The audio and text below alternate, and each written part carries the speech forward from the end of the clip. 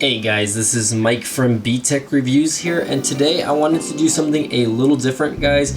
Now this is kind of a new segment that I will be adding to my YouTube channel as I get tester devices basically. So if you guys follow my channel, you'll see here that this is the Moto G7. So just to kind of flip the phone around just so you guys can see there.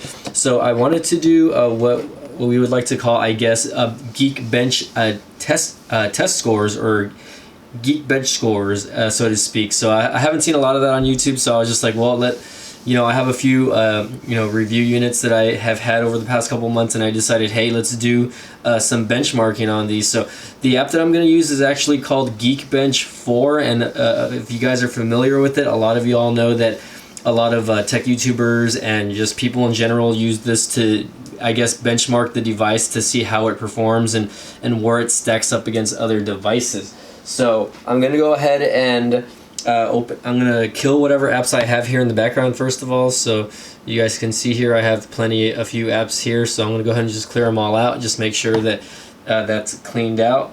And then I'm going to go ahead and open up a timer. That way you can see how long it takes for the benchmark to actually go through. So let me go ahead and just open up my stopwatch on my iPhone here. And we're going to go ahead and open up the Geekbench app.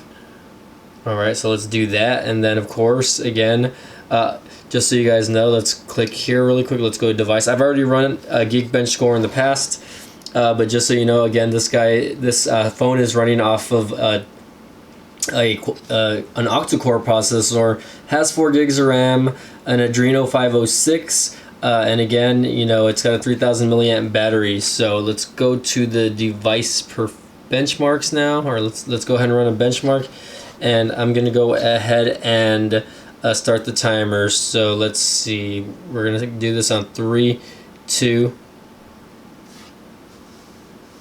Alright, so I might skip ahead a little bit in the video just so you guys can kind of see here what's going on exactly. But I'm going to move this a little forward here just so you can see here. And of course I'm holding the actual timer here, so we'll skip ahead, guys, just so that you guys can kind of see where this stacks up, and we'll see how long this actually takes. Right now we're at 9%. Alright guys, we are actually hitting the halfway mark here, and we are already 2 minutes and 10 seconds into the video, so, or 2 minutes and 14 seconds into the actual process here of actually running the actual benchmark here. So not too bad. Let's go ahead and skip forward. Alright guys, we just passed 80%, and we are actually 3 minutes and about 4 minutes in already, so it's taken quite a while here actually. Well, I can't give you a fast benchmark score, I guess, but for a device that's a pretty good mid-range device, I would want to think that this is doing pretty good actually. So as we're nearing towards the end here, I'm going to go ahead and move this a little backwards here. It's already at 88%. Again, Geekbench just measures a lot of different things, like speech recognition, for example, in the background, and it's just testing out all of the little quirks that have to do with the actual system itself and the hardware. So it's more of kind of like a hardware test than anything. So if you guys aren't familiar with it, check it out. Again, we're at 92% right now, and it's running a memory copy test. So according to Geekbench, by the way, this is only using 3.49 gigabits or gigabytes of the 4 gigs of RAM. So I don't know if this device is underclocked, but ever since I downloaded this device, or ever since I got this device, there you go, guys. So let's go ahead and stop it there. So it was about a little over 5 minutes here. So I want to say about 5:08. I stopped the thing a little off. But anywho, so this thing, even though it has 4 gigs of RAM, it's telling me that the Geekbench is telling me that it's only using 3.49. So I'm kind of curious to see what's going on there. So again, it took about 5 minutes to run this test here, and as you guys can see here, let's go ahead and move this forward. It's a single core score is a 1249, and the multi-core score is a 4770. So if you go here, and let's see if we can zoom in just a little bit so you guys can see here. So they kind of just compare it. Again, my device scored a 1249, and they're comparing it to like devices like the Galaxy Note 8 up here, which scored a 1960.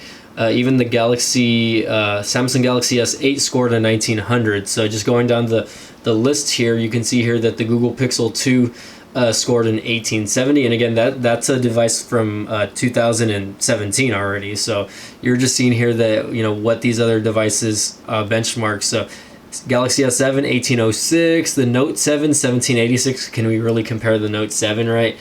Again, the Samsung Galaxy S8 1774, the OnePlus 3, and again going all the way to the bottom, it's even giving you devices like the let's see if we can zoom back in here. So it's giving me devices kind of such as the actual LG Nexus 5, which scored an 859. So all the way at the bottom, which was a very fun phone that I actually liked using, which is the original Nexus 5. That one scored an 859. This phone again scores a 1249 in single core.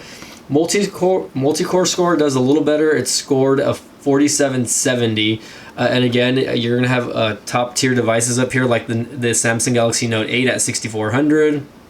Again, the S8 at 6400, the Pixel 2 at 6200, and then just vice versa. So you can kind of compare it, where it stacks up as far as where your phone would be. So right here, it's giving me the S7, which is a phone that was completely trash in my opinion, at 5200. So this phone actually scores lower than that on the multi-core score. And again, this is an octa-core processor.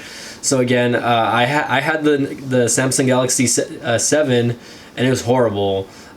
So I can vaguely tell you right now that this, even though this is scoring lower than the Samsung Galaxy S7, this phone performs way better. So again, it's going to be towards the middle. It's supposed to be performing better than the original Google Pixel. So it just kind of shows you where it stacks up. And again, here again, it'll show you results, and you can go back and it'll tell you, it'll give you scores that you have already benchmarked with this phone. So I've already benchmarked this phone several times.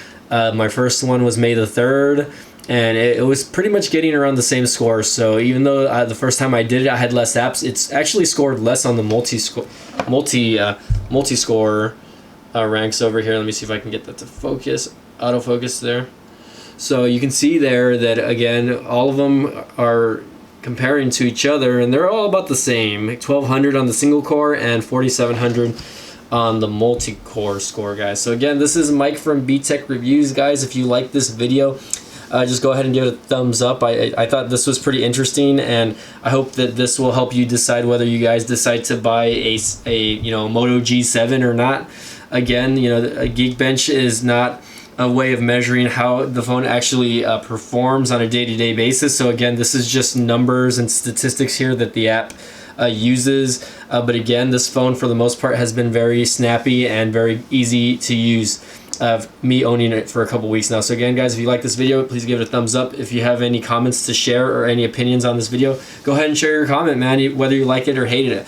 I'll go ahead and give you guys a thumbs up anyway. So again, guys, this is Mike from B-Tech Review signing off. We'll see you guys next time. Thanks for watching.